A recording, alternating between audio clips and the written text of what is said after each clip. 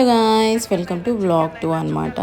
Next day 10 AM అలా Coimbatore reach అయిపోయాము. మధ్యలో ఒక 1 hour బ్రేక్ తీసుకొని ఒక రెస్టారెంట్లో ఫ్రెష్ అయిపోయి వీ హ్యాడ్ బ్రేక్ఫాస్ట్ అండ్ మళ్ళీ 4 hours జర్నీ టు పళని అనమాట.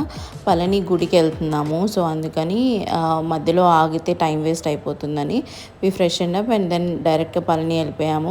ఒక 2-3 hours బ్రేక్ తీసుకొని వి టుక్ రెస్ట్ అండ్ దాని తర్వాత మళ్ళీ ఈవినింగ్ దర్శన్కి టెంపుల్కి వెళ్ళిపోయామన్నమాట.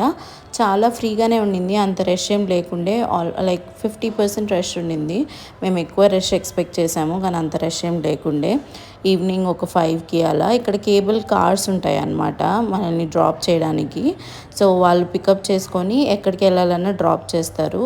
అండ్ ఇది పైన ఉంటుంది, కొండ మీద ఉంటుంది టెంపుల్. ఆ కొండ మీదకి వెళ్ళడానికి 3 ways ఉంటాయి మనకి. ఫస్ట్ వే వచ్చేసి కేబుల్ కార్ ఉంటుంది అండ్ సెకండ్ వే ట్రైన్, అది కూడా కేబుల్ బట్ స్మాల్ ట్రైన్ అనమాట. అండ్ దాని తర్వాత వాకింగ్ ఆల్మోస్ట్ లైక్ 600 steps ఏమో ఉంటాయి. సో అత్తయ్య వాళ్ళు అందరం ఉన్నాం కాబట్టి మేము కేబుల్ కార్ చూస్ చేసుకున్నాం వెళ్ళేటప్పుడు. వచ్చేటప్పుడు ట్రైన్లో వచ్చాము.